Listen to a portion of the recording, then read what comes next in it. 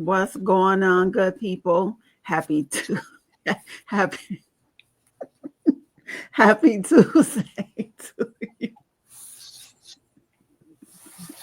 Sorry. This is the realest transparent podcast, one of the realest and transparent podcasts you will be on. Okay. I am Rika Styles. Welcome to the podcast. Thanks for joining us, Dating Chronicles. We are featuring the bodyologist on today, aka Janice Johnson. Getting her meal in, her quick meal in right now. I had to. I'm sorry. It was just a quick cracker. It's okay. I'm just looking you like just the crunch is intense. It's all good. Thanks for coming on the podcast. I appreciate again you taking the time to come out and just conversate. We're gonna talk about a variety of things, but we always know there's a dating question as a silver lining, and then we're gonna just go and let the conversation flow. I did come up with like two questions that I think are really meaty that I would love for you to answer. And when I feel like the time is right, then I'll just jump in and ask the question. But go ahead and introduce yourself for the people who don't know you, what you do, what you offer the community, and X, Y, and Z. So I'm Janice Johnson. I really work in mediation, conflict coaching, and circle keeping. That's kind of like my big umbrella, but I do a lot of consulting and contracting with different organizations on marketing and event coordinating and all sorts of different things, just because I'm kind of like a jack of all trades. And I feel like as long as it's something that's important to me, I'm going to engage and give it kind of my all. And that's just kind of how I operate. So, Yeah. yeah, so that's pretty much about me. I'm from Minneapolis. I'm a mother of two. Everybody else calls it freshly divorced, but 3 years is like a long time. 3 years. Okay, I thought she was gonna say 3 months or something. No, That's fresh. You fresh. I'd be like, Yeah. It's been nice. I've been doing this for a little bit, but Yeah. I think it depends on how long you were married for and like how was your I was with life. him for 15 married? years. Yeah, I that was with him is a for long 15 time. years, and I was married for 7. So I think that's what it really is. And I'm 35, so everybody's like, "Girl, that was your whole life." Right. Yeah. And it was, but it has also been a long time. So, but I really just like am trying to focus on myself in a positive way, I guess you can say. I go to the gym to make sure that I'm taking care of my body and my mind, because I think that even with working out, you have to have mind to muscle memory. Come on. Yes. You have to have like a mental connection to fitness. And I think that it's helping me grow in a lot of ways and stretch me in a lot of ways. I'm a really kind of like hard person in direct, slightly rigid. I'm very kind and sweet and giving and all of those other things too. But I don't know. Something makes me close off or shut down really easily, but that's not necessarily my goal all the time. But that's just how I'm operating, I guess. So now focusing on, contracted in different spaces and making sure that I'm building up my business now, just because I started Bodyology as like a wellness service for women who were trying to either lose weight or had went through some sort of cosmetic surgery with their tummy tuck, butt lifts, or something like that. And I'm either providing consistent support for them or giving them non-invasive options to kind of get that look that they're going for. Yeah. Revamp that because of the things that I do now as a mindfulness coach, as a conflict resolution specialist, all of these different things. It's now like, okay, it's not just about the outside appearance. It is about the inside. It is about how you're doing, how you're feeling, what your lens is, how you're seeing the world, what your past experiences are. So I'm transitioning my business and revamping it into a holistic wellness hub, which when I say holistic, I mean like whole foods, you know, like whole, like being a whole person, not just, you know, part in parts, you know. So that's kind of where I am right now, Rika. And I'm busy all the time, and I'm snacking on crackers on the side to, you know, I have meetings in between and naps between, like, right. So yeah, that's all good. I appreciate you. Yeah, when I first met you, we met at Key's workout, Kiara workout. So was it 6 a.m. back then? Yeah, you know, I'm even getting video reminders of that time now. You know, this is what you were doing 3 years ago, and I'm like, oh shoot, right, like that long ago. But I was like, dang, I was really grinding, like into it. And one thing I instantly noticed about you, and it just like reaffirmed when I start working out with you again, when we start going to Simba. And I was like, I remember you telling me that you was working on a workout line, you know, trying to figure out workout line. And I was like, she's dope. You know, I would like to be her friend. I'm like, you're very, and I just kind of want to backtrack. Like when you say hard, rigid, sweet, and kind, and all those things, you shut down quick. I'm like, I'm looking in the mirror when you're saying that, because I'm the exact same way. And it's like, no, I don't. My intentions is not to be that way, but I know it's for boundaries, is of what I've experienced, and I'm just like, hey, I'll do anything for anybody, but look here, don't take my kindness for weakness, because okay, I will bug up real quick. Okay, the cutoff game is real quick. Either you want the cutoff game or get I meant to like talk through this, and right, I'd be like, I already bugged up, I guess. Whatever. Right, like no, it's too late. I'm not even. It's too late. I already lost interest. But yeah, I was like, man, she's really dope.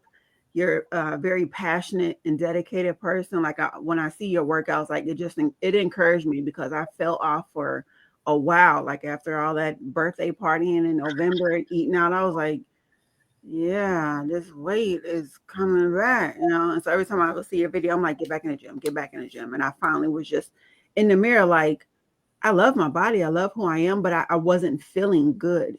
And I was like, I want to get back to feeling good. So let me work out. And so every time I see you working out, like it will motivate and encourage me to the point to move. And that's when I will comment on your comments and things like that. And I was like, what are you waiting for? Come on, let's go. And so I did a episode a couple of weeks ago called Walking in Faith. I think it was like 1 or 2 parts. And I just really asked God to meet me where I was in my faith walk with my fitness. And I'm like, okay, God, I am determined now to start working out, to start eating healthy. And like all that day, all that week, he kept meeting me and making things happen for me to work out. And I felt so good working out. I was like, man, I feel like I have clarity now. I had just graduated from doing physical therapy for a while. That's another reason why I stopped working out.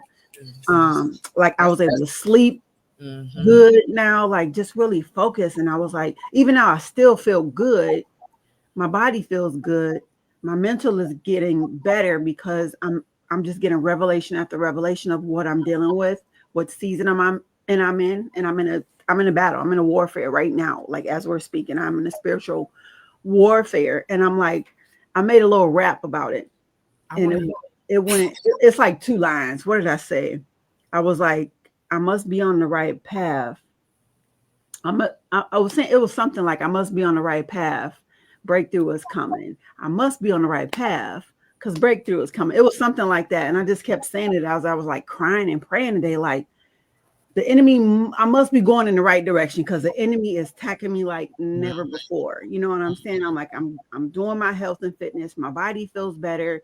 I'm spiritually growing. I'm healing. I'm doing therapy with my daughter now. I'm doing this podcast. I'm really focused on my son and his relationship with Christ. Like I'm going after things I want in life. And I'm just like, I overall feel good, not because of those things, but because my mind is clear. My body feels better. I can bend and turn how I want to because I graduated physical therapy, but because I'm working, not only working out, but I'm eating right.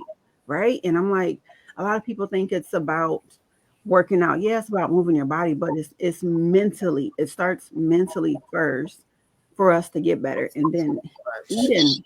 We got to eat the right stuff. You have to. That's a Rika, huge everybody will comment, oh, on my body, you know, like it looks good or whatever the case may be. And I don't disagree with them. Let me yeah. first say that I don't disagree with them. But I should be so much further along than I am just from the work ethic that I have with Mhm. fitness.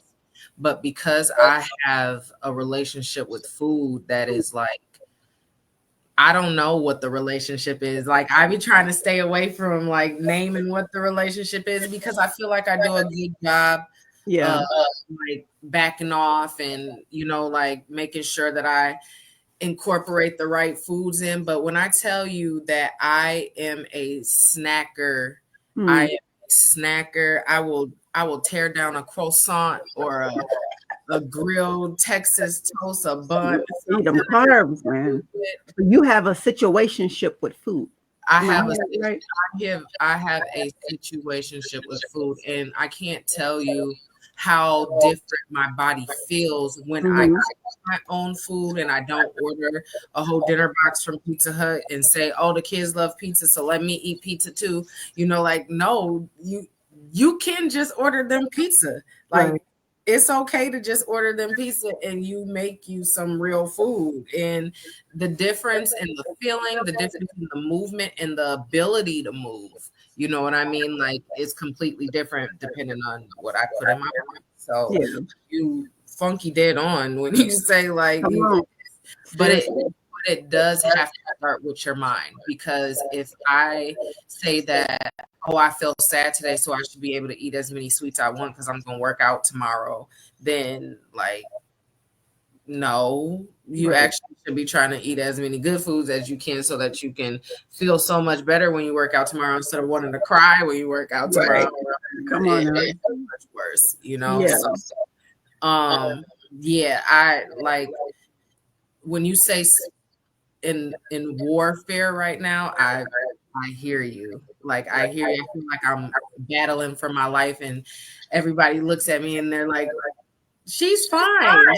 She's," and I'd be like, "Baby, I'm walking a tight rope, Come like on. a tight rope that." I wouldn't even call it rope. I'll call it dinner floss, to be honest with you. You hear me? Because Yeah. it's definitely not the wax one that you know has a little flat side to this No. old school like Dollar Tree dry.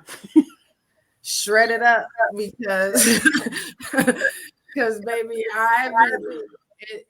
I feel like everything tests me to see, are you gonna break on this, are you gonna Yeah. break on that, are you gonna, you know what I mean, are you who you say you are, is that, are you really who you say you are, or is Yeah. that like a facade or a mask, or you know what I mean, is, are you pump faking, you Right. know, like, and it's just like, no, I'm not. But I see that you're gonna try to like challenge me every chance I Mhm. get. So here we go. Right. And Yeah. I was listening to Sarah Jakes Roberts podcast a couple of days ago.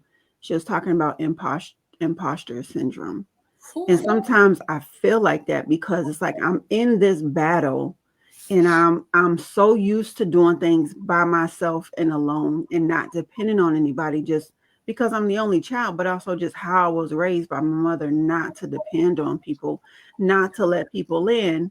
But I am learning to let people in, even if I don't know what I need. And if they ask, I just be like, I don't know what I need, going through spiritual warfare. But I find myself, I used to be a runner. Still, I'm not as much as a runner as I used to be. And again, that comes from just like abandonment issues, moving so much as a kid. You know, it was my way of adapting, not getting too comfortable because I knew the situation was going to change anyway. And so I have been, the enemy once has been wanting me to leave the church that I'm in now, right? It's been a battle for like a year and a half, almost 2 years. And this year, right now in this season, it's like really hard. It's more challenging. It's more intense warfare to the point like I don't even want to do anything. Like, I don't even want to be on leadership. Like, I just want to sit in church and not do anything. And so I know it's the enemy. And I'm like, okay, I have to have an assignment here, but I usually will run and I usually will leave. But I've been staying and I've been standing, but I still push back from people. I still keep people at a distance because I'm like, what I'm going through, I don't want to take out how I'm feeling on anybody that I love. And it's honestly not intentional to hurt anybody, but I can see how it can hurt people. But it's like, no, I'm pushing you away and keeping you at arm's reach. I got you. Because I don't want to hurt you, because I don't want you to say something and all that you get all this frustration that's been built up because of spiritual warfare. That's my mentality. And I know other people will look at it different. And one thing I do not like is being misunderstood. Like, I just can't stand being misunderstood. That is one of my like childhood stories and narratives that I am trying to move away from so much, because like it's not my fault that you can't comprehend my feelings, and yet somehow I've always made it my fault. And when you talk about abandonment, Rika, like, you know, I'm so afraid of abandonment that I'll do it first.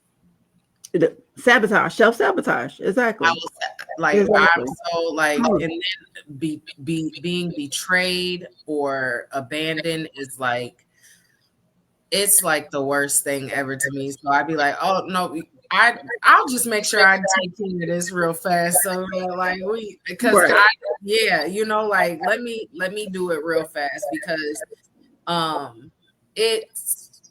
it hurts. It does. After a while, you just get kind of tired of hurting. So like and sometimes it feels like if I hurt myself, it doesn't hurt that bad. Right, because you made the choice. I made that choice. You know what I mean? Not realizing like, nope, just give it a little bit of time. Right. Oh, there you go. Right. Like, you know, come on. So it's really, that's why all these things that we do, you know, you're saying that church is the place for you. You know, like me I do mindfulness coachings, and they are dubbed as professional development, but it's really personal development. Yeah. Like having a hard talk with myself about my ego, because like the ego is like this crazy thing that thinks that it's real and wants to control your whole life. And like, yeah, go ahead. Right. I'm cool with that. Like, do your thing. Yeah. And the whole time, like, no, what are you doing? Like, this thing isn't even real. You are in reality. You need to make the decision. What feels good to you? What feels safe to you? What feels whole to you? And it don't be the things that we be really participating in. And so it don't. It don't. It'd be like, oh, I want this so bad. Why did I? I'm just telling you. I just wanted something to snack on yesterday, so I ordered a piece. I'm like, Emily, you want a piece too? Okay, I'll order you one too. I just wanted a taste of the pizza. I was like, I'm just gonna have one. Girl, why I had 2 slices of pizza? I said, now you know you're not supposed to be eating bread. You know you don't like bread, but it was so good. It was fresh. It was deep dish too. I tear up so much. I've been tearing. I don't even like pizza. Pizza is like the bottom of the barrel. Like, come on now, last minute. When I tell you I will tear up a slice, a Pizza Hut, a Domino's, a Red Rabbit, you can just go down the list of pizza. I eat it. Carbonis, I eat it. Yeah. All of it, because I will tear down some cheese, some sauce, and some bread. Like, I'm like, I'm gonna work it off in the morning. White sauce, you can give me bread sauce, you can barbecue sauce on it. I don't care. Just I like food. Yeah. I really enjoy food, and it's a comfort. It's a huge comfort to know like I can choose whatever I want to eat, and it's gonna be like right what I need it to be. Like it's gonna be right what I need it to be until it's not. Right. Yeah. And this month I decided to take a lead of what a friend of mine was doing. She was like, I'm not gonna eat out all month and I'm gonna put all the extra money for some debt. And I was like, I'm gonna do the same thing. I did good. I was cooking every other day because I had leftovers, and I was like, I like this. You know what I'm saying? It saves a lot. I feel like I'm in the grocery store a lot because I don't go grocery shopping. I literally live across the street from the grocery store. So if I need to go get something, if I want to make something, then I go buy, because I found myself, if I go to the grocery store and I got food sitting in there, I'm gonna just be eating just because it's in there. And I was like, that helps me control my food portion or whatever. And I don't buy sugars, I don't buy sweets. Sometimes my son be snacking on something. I said, look here, you better get you some fruit or something. I said, yeah, we're not dealing with overweight at a young age. But yeah, I don't go to I don't cook unless I go to the grocery store. And that helps me just control of not going in there and just making something just because it's 2:00 in the morning. I'm craving something. That's how I got in trouble. That's Rika, it's my kids. Yeah. Don't be blaming it on your kids. My kids love the best snacks. They have peanut butter pie, Oreos. They got cake pops. Yeah, see, they be having some delicious stuff, and I be like, and they leave every other day. Yeah, you know what I mean, because they go to their dad's house, and girl, leave something sitting somewhere for too long. I'm like, oh, that's actually on this last couple weekends. I'll take care of that. Don't worry about it.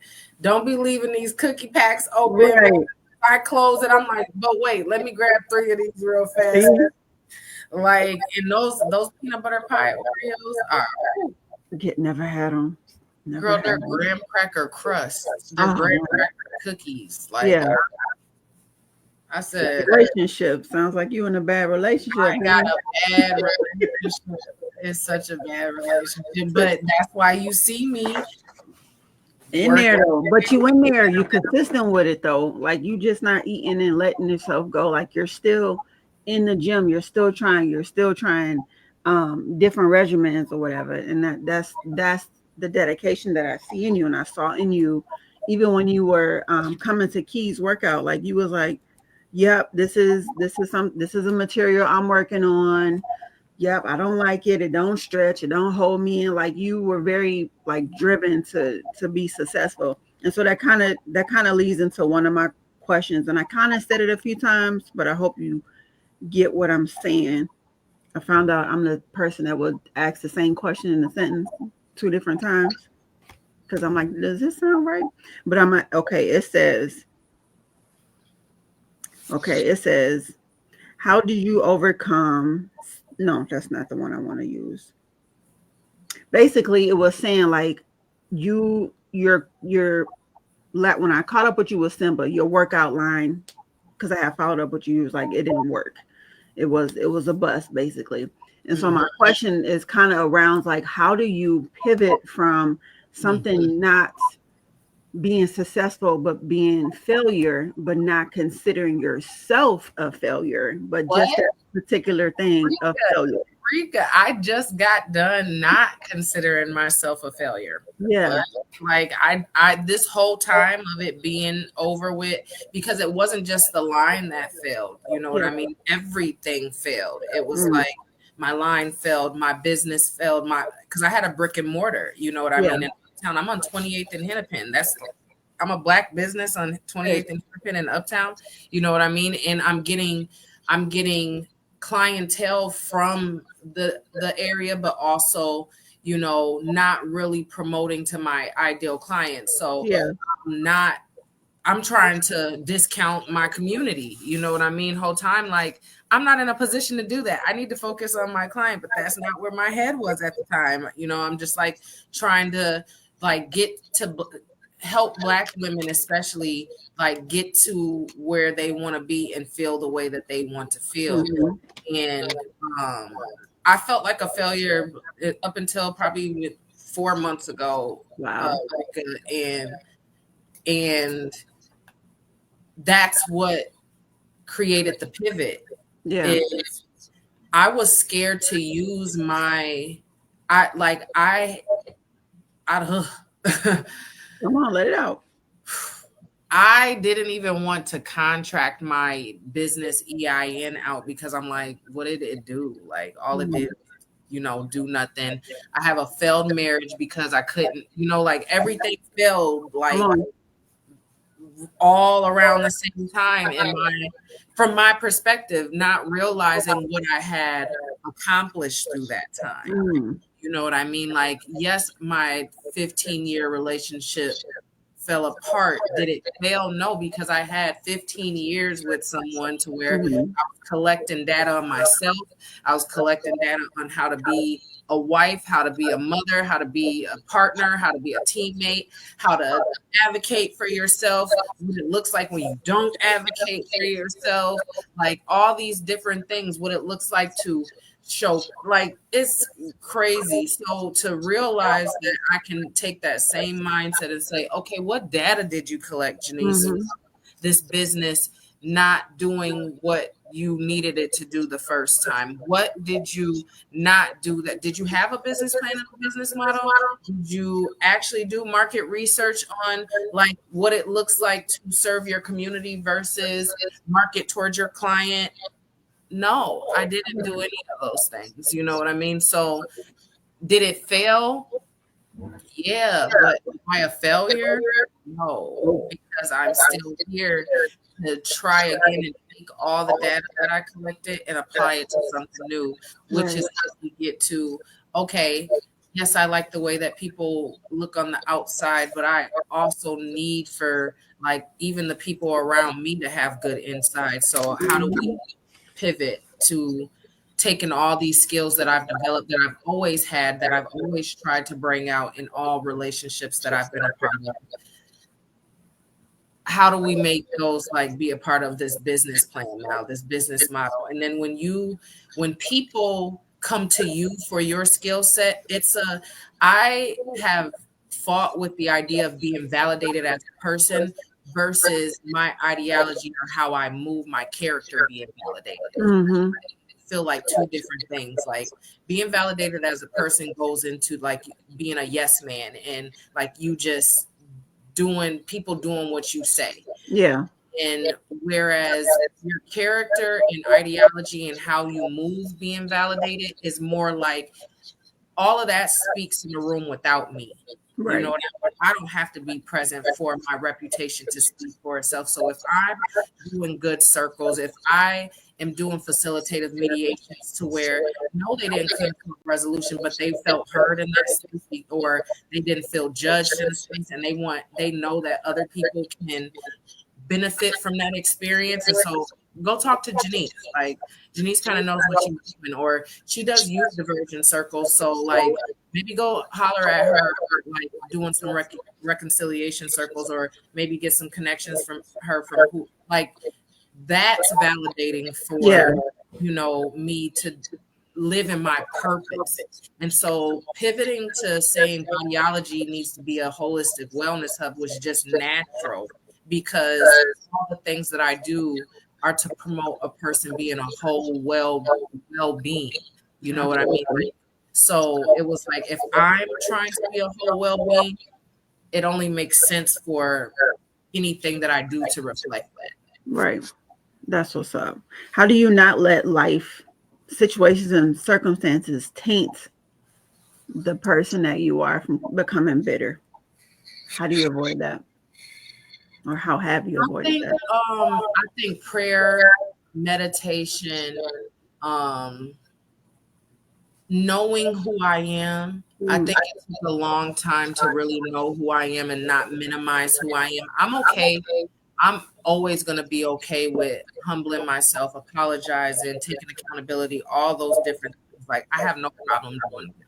I feel like it's actually one of my superpowers. Sometimes I can lay on the sword too much. You know what I mean? But at the same time, I know I'm raw. At the Come same on time, now. I Come know on. Say it again, girl. Say you it know what I again. mean? At the Love same it. time, I know that when I step into a room, I command attention. I know that when I'm doing what I do, nobody does it the way that I do it. You know what I Mhm. mean? And that's why you want to come to me for these things. That's why you look to me for information, because I present Janice's perspective, and that works well in a lot of spaces. I know Absolutely. that, you know Yeah. that, and I'm gonna lean into that, and I'm not gonna keep shying away from that or minimizing that or muting that and being like, oh, let me back up, you know what I mean? Like, let me not, you know, nothing too tough. Like, no, I'm Right. a step, like, every time.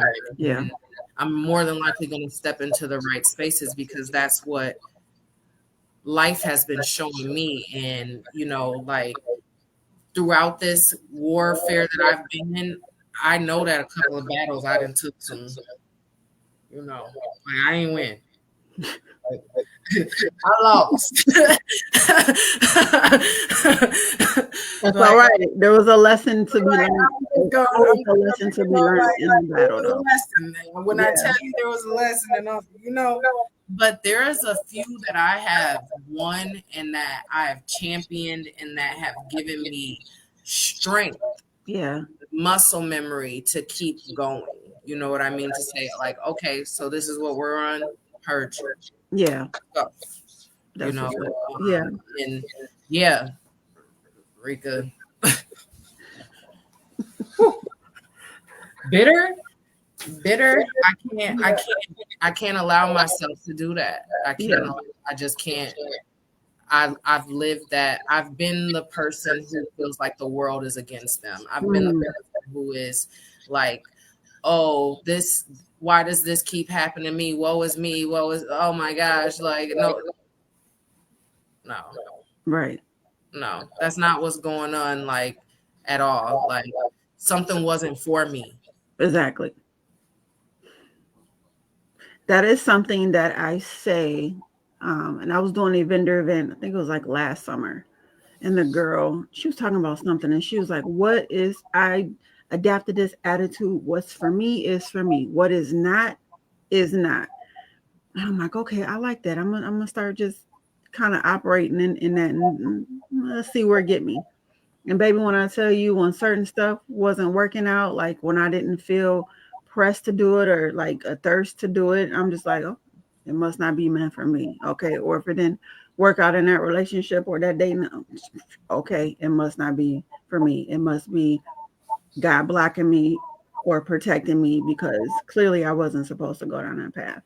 And I've actually are looking at things more out of that lens of what's truly for me. God is going to work it out. And if I miss the mark, it's going to come back around eventually. And that has been my faith fight. I've been in it for like 4 months, and I'm like, I'm at the tip. I'm at the climax of the freaking mountain. And I'm like, Jesus, I see the peak. You know, I see the peak, and I'm holding on. And I'm like, God, it has shown me how much I've grown, because I will usually just give up, throw the towel in. Man, this is too hard. But I had to realize I have to go forward, because for one, I heard God. I heard him say, this is yours. I heard God say, this is what I have for you. This is your promise. But it's also a generational curse being broken. And I'm like, that's where the warfare is coming in. It's because I am breaking a generational curse. Like, me and my daughter started therapy about 3 weeks ago now. Oh, wow. And I'm like, I love it. We're both in a place to be willing to heal and talk about the uncomfortable conversations and heal from it and grow from it. And what I had to do as a mom, I don't want to say I failed, but I messed up and I made a lot of mistakes.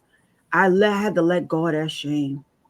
I had to let go of that guilt. Like, baby, I was young and dumb and immature and irresponsible. I am sorry for the way that I raised you. I'm sorry for hurting you, but I will no longer hold myself in shame, and I will no longer let anybody else hold me in shame. I am not that person anymore.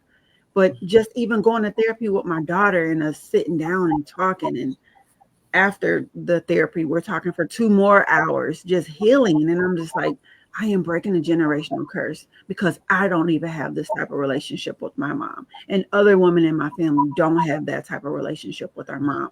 And I'm like, I see the pattern on both sides of my family. there's friction between the mother and the daughter, you know. All the time. Everybody talks about the father, but mother and that's it's a generational curse. I can definitely see it. And I'm like, the enemy is just upset. And I had a revelation, and I was like, I must be on the right path. I must be on the right path, because breakthrough is coming. Breakthrough is coming. Girl was up there rapping like a mug and making beats, and that girl will bang on something in a minute to make a beat. I had that was like the turning point of keep fighting. Like that was another a breath air, a fresh of breath air, like keep on going. You're going in the right way, because if you wasn't going in the right way, the enemy wouldn't be bothering you. You know what I'm saying? I'm like, okay, that's another stroke of hope. That's another stroke of peace. Like, God, you got me. And all I do is got to keep leaning on your word. You will never leave nor forsake me. All things are working for my good. No weapon formed against me shall prosper. Like, I just got to keep speaking it. It's that faith fight until I see it come to pass, because I'm walking in that thing. Mm-hmm. And baby, I'm like, that's all I can do is walk and know that he walking with me. But I'm like, that's what it is. Okay. Let me now I can take my focus off of people, because we want to blame people versus the spirit or the enemy behind that person. Like, okay, I see you. Yeah. I know how to pray now. I know how to move now. Speaking a word, Rika. Yeah. So yes. I blinked out. I was gonna ask you something and just went left. What's your comments on that? How can you relate to that? I know you said you're in a there as well. But the devil help somebody else, or that might be watching this. So when you talk about mother-daughter relationships, my family comes from a long line of dysfunctional mother-daughter relationships. Like there's always, it seems like from my perspective, two daughters. One feels like the other is favored. The other one feels slightly like pressured and a lot of things on their shoulders. And then in turn, both feel that way. And so I have a really good relationship with my mom. She's almost like my best friend. I just know that as a daughter that we have to have boundaries.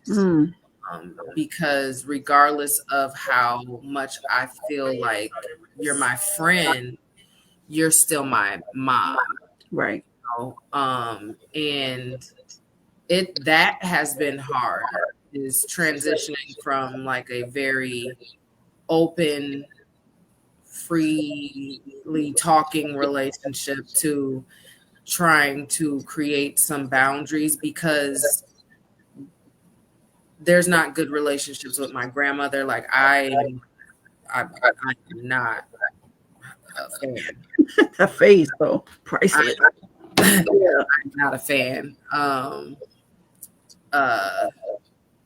I believe that I believe we're here to serve our children. You know what I mean? And that doesn't necessarily go away when you become, you know what I mean? That it just doesn't. And I believe, like, as a belief, it's just that you pour into your child, you love on your child, you comfort your child, you hold your child accountable, you discipline you know what I mean? Like, all of these things are things that show up in different ways as we age and as we grow. And so, no, you're not going to be trying to put your hands on your child when they're 50 years old, trying to discipline them. That it more so looks like a conversation about, like, who are you, daughter? Right. Like, how do you really want to show up in the world if this is how you're behaving, or this is how you're acting? It's not, you know, still this Gestapo, I control you type of transition that's supposed to grow. Right. And I feel like my family, the relationships in my family don't necessarily do that. And I believe my mother is trying to be that, start that foundation of that mindset. And it's a guinea pig. We're guinea pigs So we're learning what that looks like. And she goes to therapy. I don't go to therapy, but I do the things that I do. The mindfulness coaches end up being therapy, and they're a little rough. They're opening. Yeah. We share those things with each other. We share Okay. our with each other to help enhance our relationship, and that's where the boundaries come from. That's where figuring out like how it looks to be a mother-daughter relationship, who has grandchildren, who's trying to date, who's trying to Mm-hmm. do all of these things. So I will say that honestly, Rika, what you're doing with your daughter is bridging a new way of parenting and healthy parenting and in adult spaces, because it doesn't look the same. Right. It doesn't. And I really, I'd be like, dang, did I just say it? Like my daughter, she's 24. She'll be 25 later this year. But I'm just like, you were very transparent. You were very in depth with the details. And I just realized, I just like every conversation I have with her, I feel free more and more. And I noticed I felt free in the beginning because I stopped blaming myself. I stopped being ashamed Whew. of myself and my mistakes. Like that was who I was Not who 20 you years, are. 20 years, almost 20 years ago. That's not who I am today, No. and I just want her to know who I am today. Yes, she has the memories of yesterday's mistakes, but I'm owning up to it. I'm apologizing. I say I'm sorry, I was wrong, but also giving her my story of where I was when I was raising her, which was in a horrible, abusive marriage, mentally, physically, emotionally, financial marriage. Just depressed, just I was in a dark place. Okay. And I realized when people are in a dark place or have an addiction, like they're not thinking like about the children. Like they got food on the table, they're in a warm, they got an apartment, they got the best of clothes, they good. But emotional wise, baby, I was neglecting my children mentally, emotionally, and I just saw the pattern. That's how my mother raised me. She was a provider. She was present to a certain extent. She was there, but she wasn't there at the same time. But I'm just like, I'm telling my daughter my story so she can better understand where my mindset was back then, to give me grace and easier forgive me. You know what I'm saying? And one thing I don't know my mother's story from her own mouth. I know what everybody else say, but when I bring it up, oh, you're just trying to get me to be upset. And chick, I'm trying to know who you are because I don't know who you are. Like, but I just realized that's just the trauma. That's just the facade of her not wanting anybody to be close. And I'm like, okay, I'm your only child here on earth. How do you not have a relationship with me? How do you not call and check in with me to see how I'm doing, but also how your grandchildren are? Like, yeah, you raised me right to do on my own, but I'm like, still, can I get a phone call to say hi? How you doing? Do you need anything? How your grandkids? Or how my grandkid? You know what I'm saying? I'm just like, and so that's where the expectancy come in. I don't expect people to check in on me. I don't expect people to be in my corner. I don't expect people to help me out. Even though I do have people that are willing, I won't allow them to because of my train of thought. See, and that comes from, like I said, I do all the reason why I don't go to therapy is because my sessions open me up. We talk about shame, abandonment, and betrayal over and over again. Those themes of like, what is your relationship with this? What is your relationship with shame, abandonment, and betrayal? And I'd be like, listen, man, right. I don't want to go. I don't want to, but like, Rika, my mom is a teenage mom. She was 13 years old when she had my sister, 17 years old when she had me. That made me go so hard to not be a teenage mom, to not like everything that you're talking about. And I can only imagine your daughter's perspective, because if they're saying that, what is it? You went through abuse, addiction, all these different things, and she's having to navigate space as a child. You know what I mean? And what do I do? Do I get the love that I need? Because I'm missing out a little bit. It goes into like, what do I do now as a 25-year-old, as a 35-year-old, to get away from feeling shame for that?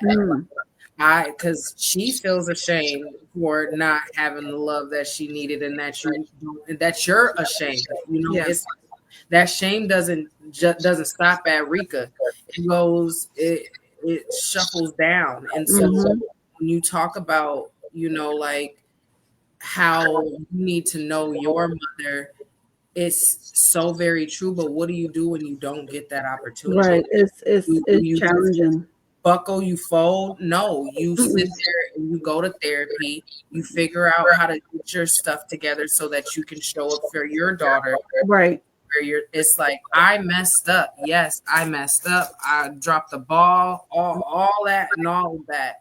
Can we now transition to starting from that understanding? Yeah, and we're both in that place where we're doing our own healing. Like, she's going to school to be a psychologist. You know, so she's almost done. She's getting her PhD, and she wants to work with family, youth and family. So, and she just shared her experience. Like, she was like, I'm being triggered. I think I need to go back to therapy. But we're both in a space where we have done the work on ourselves, but we're still healing. But we're willing to do what it takes to rebuild ourselves and our relationship at the end of the day. To understand. And I think that's what it's about. It's about people being willing to change. And one thing I know you said there's two things I want to say. I know you said you don't want to do therapy, but I did EMDR for the first time last year. And I really liked it because it really gave my younger self, and I talked about this with Joe Davis, that it gave my 4-year-old who was raped, molested numerous of times to the age of 6, 7, so much empowerment. When I tell you, every time I left out of the EMDR session, like my head was like this, but every session, it got higher and higher, and like I was able to grow my younger self up. And I think a lot of adults, we forget about the younger self. We forget about the little girl that was abandoned. We forget about the little girl who needed a mother or father's, affirmation. That's why some of us are in these streets looking for men and women to validate us, because it's not the grown person, it's the younger person that's like, why you don't want me? Right.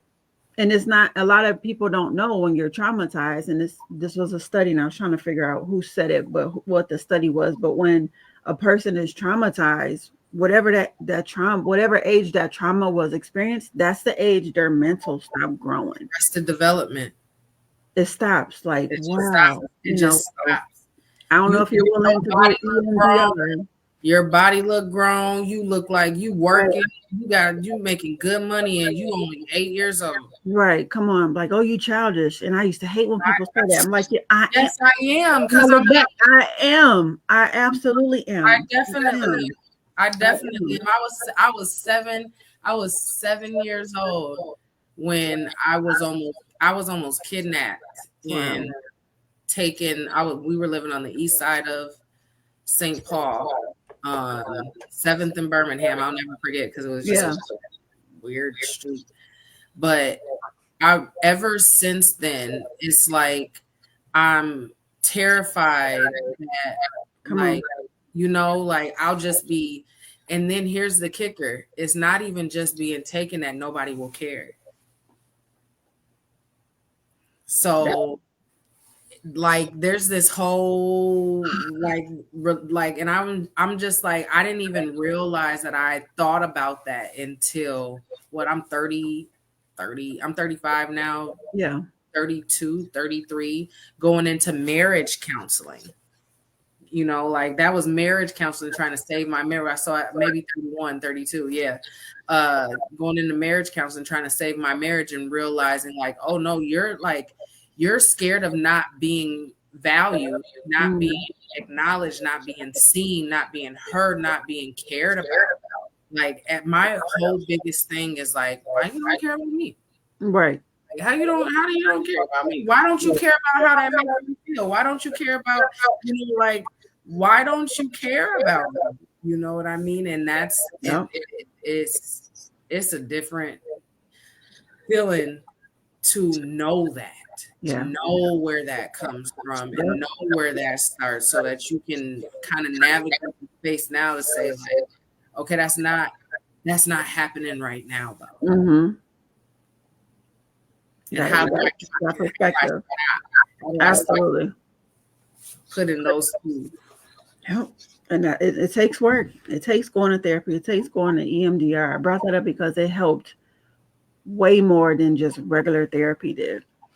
You plug it in the white extension cord. And you're sitting there talking about it. That's why I'm training to be a yoga instructor. That's why I do a mindfulness things, because I need movement. Yeah. I need something to move, because stuff is trapped in my. That's why I go to the gym. Stuff is good. Yep. They said that if you walk and run and stuff, it leaves your body. You talked about I know you said you made a face when you talked about your grandma, and I don't know if you ever read this book, but this is a really good book. Girl, that's why my face looked like that. Yeah, it talks about, us as women, we hold our great-great-grandmother's trauma. So a lot of things we deal with and experience, it's not even our own trauma. It's not even our warfare that we deal with is not even our own. It was put in because we was a part of their ovaries. Come on. I was like, man, it blew my mind. Mannequin really snapped with that. Yeah. And he I was like, you didn't have to. I know. Yeah. But it still goes into, Rika, I need to protect myself. So I remove myself from spaces that are too harmful. You know what I mean? Because I can't be in misalignment for real. You know what I mean? Like, that is too, I can't get off my square that way. Right. So yeah. Girl, if you're ready to get your in order as body and, in my life, I have to remove myself, because otherwise I'll fall apart. I'll fall apart trying to care about somebody that don't care about me. Right. Or caring more about them than they care about themselves. Baby, look here. I'm gonna have to let you go. I'm not going to do this work for you. I'm not going to be your therapist for you. Because because if you don't, if it feels better to you to be at odds with people, to be constantly angry, to be like, if that feels better to you, you live in fake safety, and I can't be around you. Yep, that part. And I'm not, oh my God, how my mother raised me and how she was very straightforward. There was nothing fake about my mom that I knew about. If she didn't like you, baby, you will know that she didn't like you. Okay, whether she'll not say nothing, not acknowledge you, or she'll give you this look. And I just, there's too many fake people.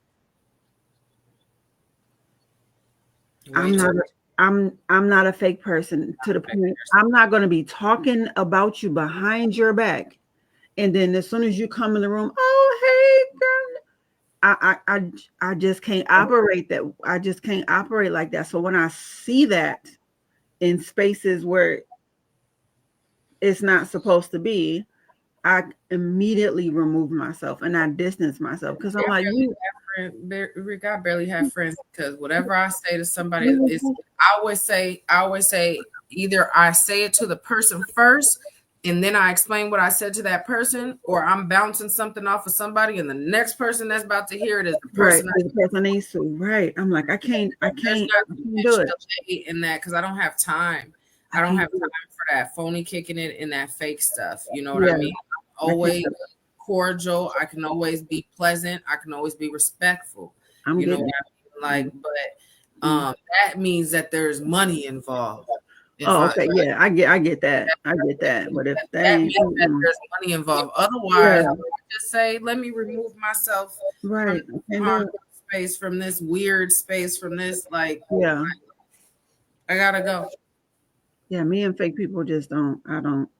I don't mix with it. I'm only acknowledged when certain people's in the room, but it was just me and you. We didn't want to say nothing, but all of a sudden somebody else walking around. Oh, hey, we got, just so phony baloney. Gonna have me cuss on here. I've been doing good. I'm so proud of myself. I haven't cussed not one time on here. No, look at that. Look at that. I'm getting better. I'm growing up because I'll use an F-bomb and an S real quick. Yeah, I was an F-bomb person. That was my main. Ooh, that's my favorite word. That was my, and girl, I was trying to find words. Okay, I'm like, no, it's that for that it's so powerful. It is. Like it aggressive, and you know what I'm talking about. Like the people I hang around, they know if I cuss. Like, okay, she's bugging. Frustrated because I got sugar honey iced tea, girl. I got all kind of like fake cuss words, but that far I haven't got down yet. But when that come out my mouth, they know, okay, what's going on? Something going on.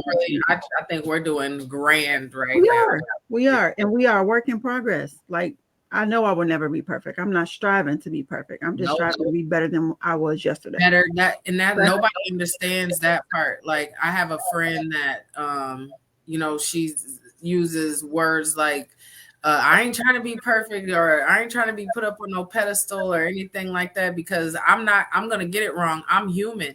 Right.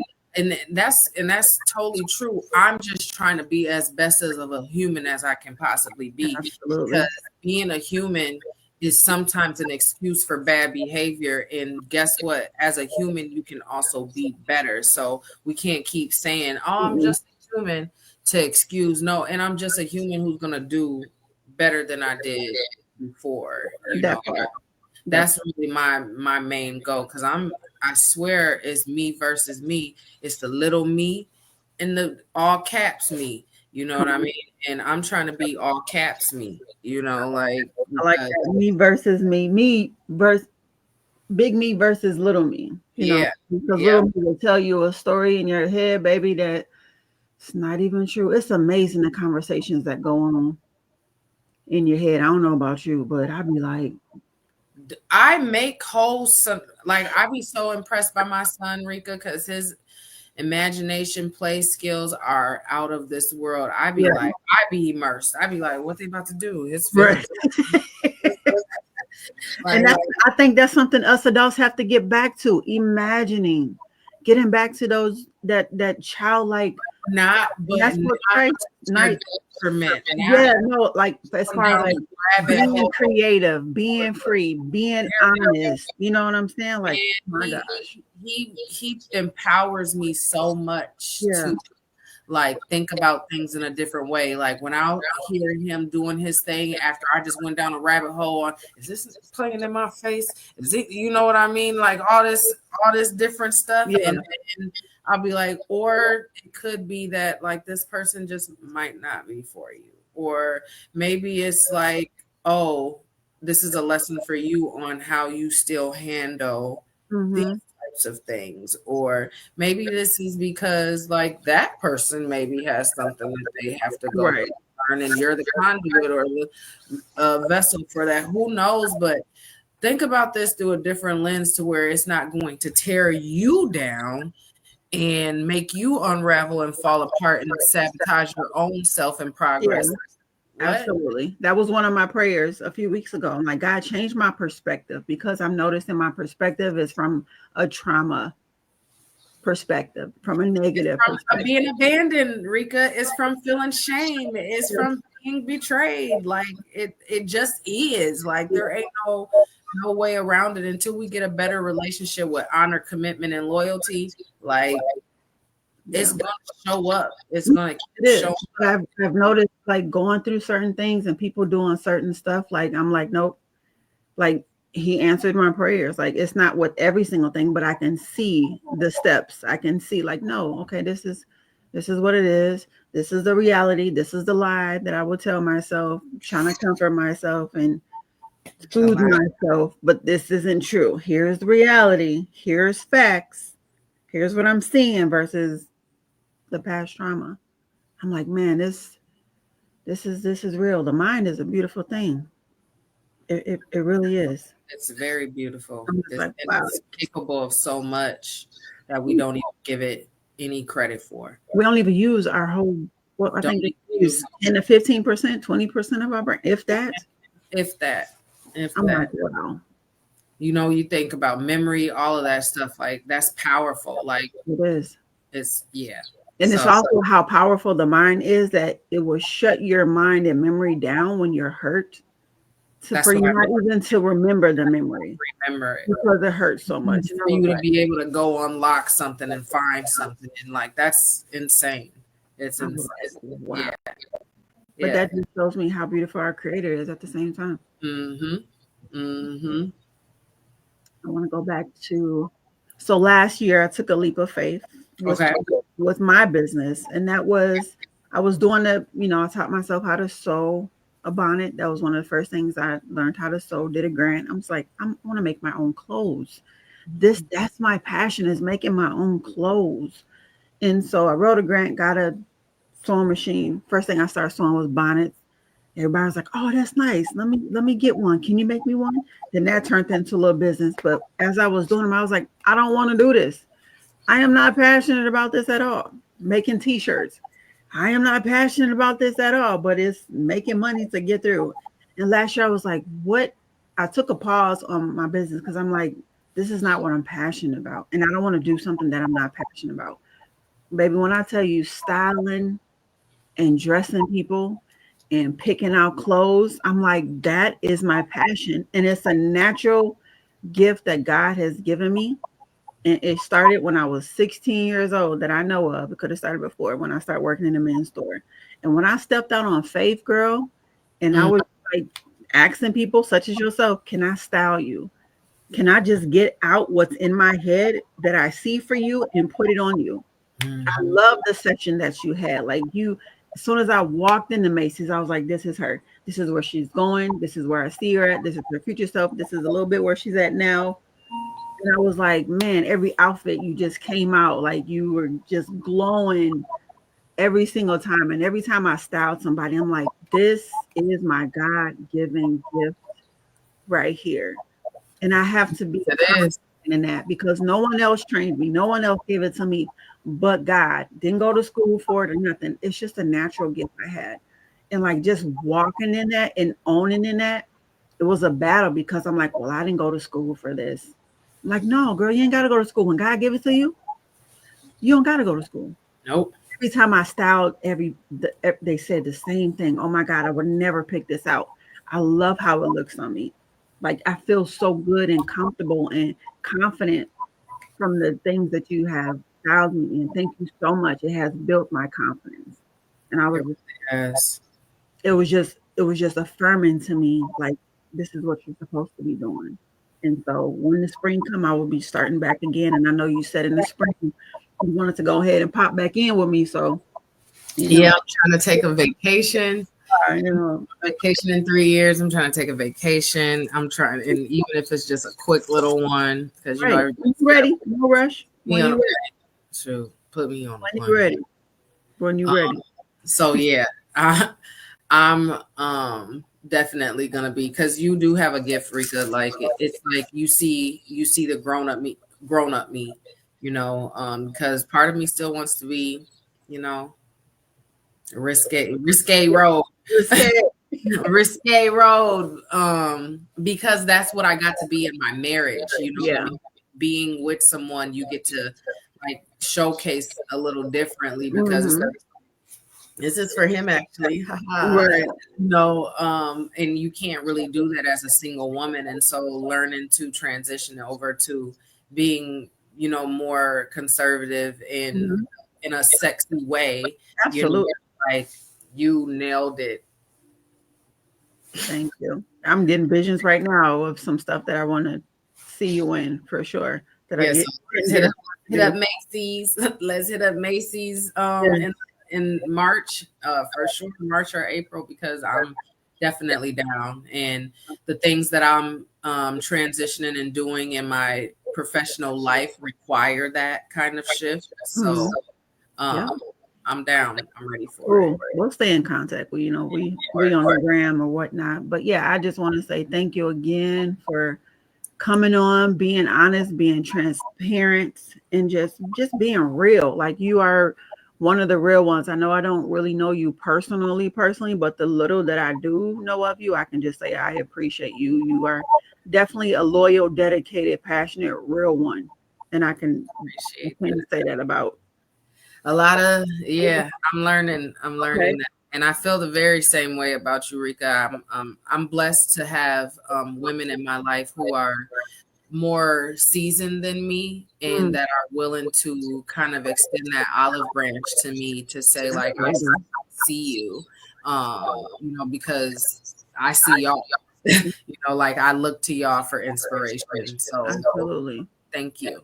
Yes, thanks again. Is there you want to go ahead and tell the people where, like, if they can get any advice, any body stuff done, community things coming up?